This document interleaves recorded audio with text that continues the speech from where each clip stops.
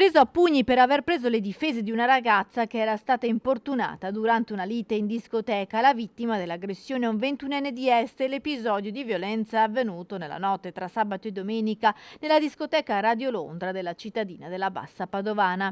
Il giovane aveva notato una ragazza che veniva insultata da un esagitato durante un'accesa lite nei bagni del locale ed era intervenuto per mettere fine alla discussione, allertando anche la vigilanza della discoteca. Il buttafuori aveva così allontanato il violento e la storia sembrava essere conclusa. La ragazza infatti era tornata a casa provata ma fortunatamente illesa. Ma il 21enne poco dopo, mentre era ancora all'interno della discoteca, è stato raggiunto e avvicinato da due ragazzi nordafricani che lo hanno colpito con dei pugni in faccia, tanto da procurargli ferite al labbro curate in pronto soccorso, il tutto per vendetta. Il pestaggio è stato ripreso dalle telecamere di sorveglianza. Sul posto è arrivata anche una pattuglia dei carabinieri di Este che hanno raccolto le testimonianze dei tanti presenti che hanno assistito alla violenza.